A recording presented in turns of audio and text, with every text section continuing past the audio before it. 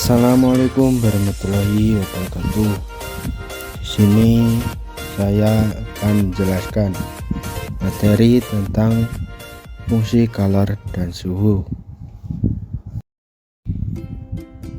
Apa itu suhu dan kalor?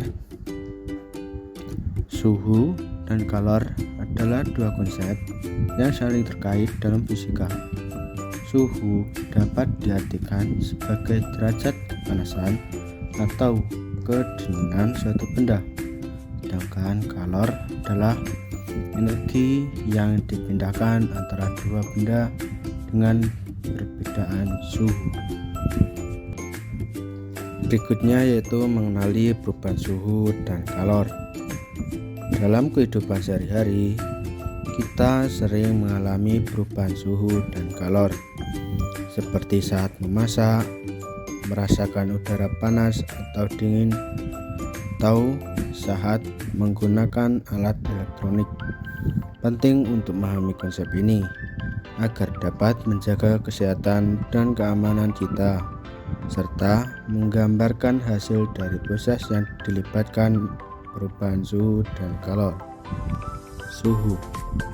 Suhu dapat diukur menggunakan berbagai skala suhu seperti Celcius, Fahrenheit, dan Kelvin. Skala Celcius adalah skala suhu yang paling umum digunakan dan memiliki titik beku air pada 0 derajat dan titik didih air pada 100 derajat. Suhu juga dapat diartikan sebagai ukuran rata-rata kecepatan gerakan molekul dalam suatu benda. Semakin tinggi suhu suatu benda, semakin cepat rata-rata kecepatan gerakan molekulnya. Berikutnya yaitu kalor. Kalor dapat didefinisikan sebagai energi yang dipindahkan dari satu benda ke benda lain karena perbedaan suhu antara keduanya. Kalor dapat dipindahkan melalui 3 mekanisme, yaitu konduksi, konveksi, dan radiasi. Konduksi adalah mekanisme perpindahan kalor yang terjadi melalui kontak langsung antara dua benda yang berbeda suhu. Konveksi adalah mekanisme perpindahan kalor yang terjadi melalui pergerakan massa, misalnya konveksi pada oven atau panci. Yang terakhir yaitu radiasi adalah mekanisme perpindahan kalor yang terjadi melalui pancaran gelombang elektromagnetik seperti sinar matahari. Kapasitas panas adalah jumlah kalor yang diperlukan untuk meningkatkan suhu suatu benda sebesar 1 derajat. Kapasitas panas dapat bervariasi tergantung pada jenis benda dan keadaan fisiknya. Ukuran kemampuan suatu benda untuk menyerap panas. Ketika panas ditambahkan pada suatu benda, suhu benda akan naik. Besarnya kenaikan suhu tersebut tergantung pada jumlah panas yang ditambahkan dan kapasitas panas benda tersebut. Suhu juga dapat mempengaruhi kapasitas panas, di mana kapasitas panas biasanya akan meningkat seiring dengan kenaikan suhu. Selain itu, struktur kristal suatu benda dapat mempengaruhi kapasitas panas. Benda dengan struktur kristal yang lebih kompleks seperti kristal berlian memiliki kapasitas panas yang lebih tinggi karena butuh lebih banyak energi untuk merubah posisi atom-atom di dalam kristal tersebut. Konduktivitas termal.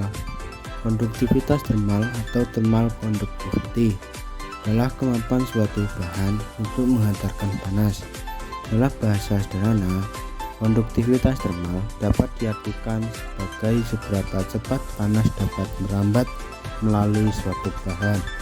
Satuan untuk konduktivitas termal adalah watt per meter Kelvin atau W per mK. Semakin tinggi nilai konduktivitas termal suatu bahan, semakin cepat pula bahan tersebut dapat menghantarkan panas.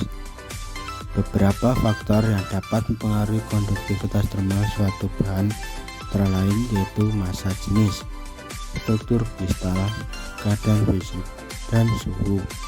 Material dengan massa jenis yang lebih tinggi atau dengan ikatan antar atom yang lebih kuat seperti logam, umumnya memiliki konduktivitas termal yang lebih tinggi.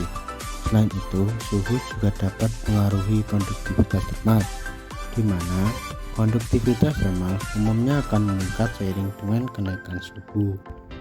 Perpindahan kalor. Perpindahan energi termal dari suatu benda ke benda lainnya yang berbeda suhu. Energi termal selalu mengalir dari benda dengan suhu yang lebih tinggi ke benda dengan suhu yang lebih rendah sampai keduanya mencapai kesetimbangan energi atau suhu yang sama. Perpindahan kalor dapat terjadi melalui 3 mekanisme: konduksi, konveksi, dan radiasi. Konduksi terjadi ketika panas berpindah dari benda ke benda lainnya melalui konduktor seperti logam.